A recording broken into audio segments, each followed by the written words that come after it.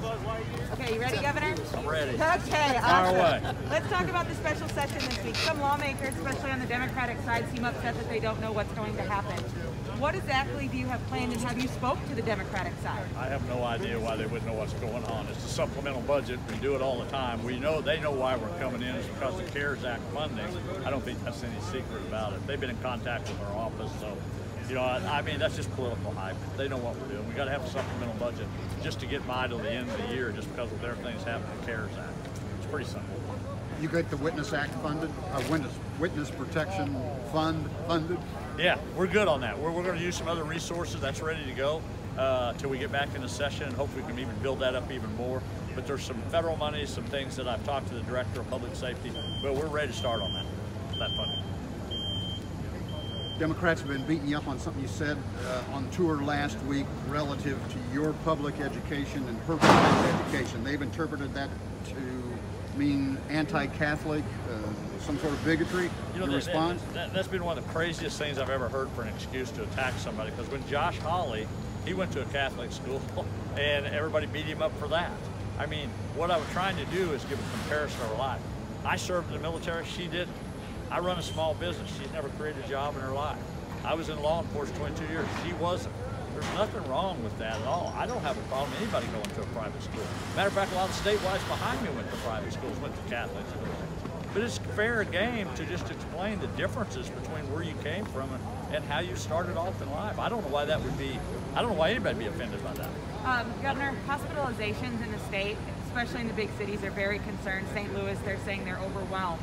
You said, I believe it was last week, that you want to get tools to rule hospitals. Can you elaborate on what tools you were talking about? Oh, most certainly. I think by what the nursing schools expansion we just did in Missouri Western, we just did at St. Louis Community College, where we're expanding those nursing schools, are critical to the future. And then being able to make sure what are the bed space availabilities. But you know, again, I want to stress to you, it's not always about the bed space or the ventilators or the ICU beds. You've got to also think of the staff. And what are you going to do long term? Because this virus is just not going to go away in a week or two. So we got to start preparing months down the road how we're going to make sure that we have staff to be able to handle these situations. And then we'll just have to make choices of what other areas we can come in. If we need to put in alternative centers, we're going to be able to do that. We know we can do that. And maybe we do things that have to go back to freeing up more beds for COVID-19. We can do that too. Do you believe that hospitals are meeting the demand, or are they overwhelmed in the state of Missouri? Look, my hat's off to all the healthcare workers in the state of Missouri. This has been a very unusual time. They've worked hard. They are meeting the demands of today. But you just can't look at it a week from now. You got to start looking at this thing months out. And that's what we've been since the beginning, to be able to really analyze this information every day. But yeah, when those rates are going up, we're all concerned about that. Everybody should be. But, you know, we've got to be able to deal with that. We've got to be able to fight this virus along with keeping the economy open, along with people going back to normal lives, kids in school. You know, you just can't shut things down totally and do a lockdown. I just don't think that's an answer for anything. Governor, are you moved at all to reconsider any sort of mask requirement for the state after your call with hospital administrators late last week, both large and small hospitals asking for something like that? Look, I've been pretty clear on this from the beginning. Every time I have a press briefing, I encourage people to wear a mask, the social distancing. I'm telling you, and I will say it again, the mask has become such a political issue across the state. We're losing the meaning of the mask. And it's so important to do all three. What we don't talk about social distancing, we don't talk about large gatherings, we don't talk about keeping your hands clean.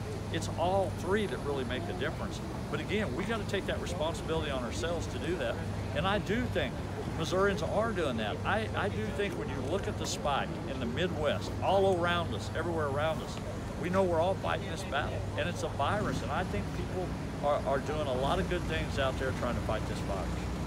Do you think rural communities and rural governments have enough political cover, as one of those hospital administrators told you last week, to go for some of those requirements, some of those restrictive measures that might help them, though, from the state government? Are you providing any sort of help to them, like recommendations on things they can adopt if it's left up to the locals? CDC gives guidance, we give guidance to the local levels. I mean, from the day one, we put money out to the local levels to make sure we do things like testing, like we do contact tracing. We got that out early. And if they're behind on it, if they haven't done it, then, you know, that's their responsibility to be able to do that. And we're going for that every day. The other day, the deal that was there was that was a political hype, to be right honest about it. Whatever that call was, where it was recorded and turned over to the media right after that meeting, that was a set-up conversation, and I'm not sure who all was involved in that, but the reality of it is, it was unfortunate because we've worked with the Hospital Association for 22 weeks, trying to work every day, and we'll continue to do it, because one thing I will do, I'll put Missourians before everything else, but that whole deal was a little bit of a set-up situation, what happened last week. It's unfortunate too. It's unfortunate because a lot of people were doing good things, but we're going to keep fighting Missouri and we'll continue to do that. Thank you very much. Thank We're you. going to do one for KOU, just one. We got to get going then. 6 campaign stops today. How are you feeling as you make your final push for tomorrow? No, I feel good. I feel good. We're in good shape in this state. I mean, the president's going to do good here. Our numbers consistently have been somewhere between 6 and 9 points for the last probably 90 days. There's been only one outlining poll in the whole state of Missouri that even showed a thing closer. I mean, I think you're getting down to where people in Missouri understand when you get into tough situations, you want experience and it does matter. And you want people out there fighting for everyday Missourians. Just what I said in the speech, you know, your alternative is more taxes, more regulations, and somebody that doesn't have the experience to handle this job. And I don't think Missourians are going to buy into that. I think at the end of the day, they're going to appreciate the experience, they're going to appreciate the values I've created in all Missouri's, where I treat everybody fairly and equal, no matter what walk of life they come from. I want this state to do well, and that's what I'm going to do as governor. What parts of the state are you looking at for tomorrow? What's that? What parts of the state are you looking at for results tomorrow? I can't hear your question, I'm sorry. What parts of the state are you going to be looking at closely tomorrow? Well, you know, we'll have a model of that tomorrow night. We'll have set up, but you know, everybody knows there's going to be a large voter turnout. We'll all have models to that, trying to do that. But we'll know.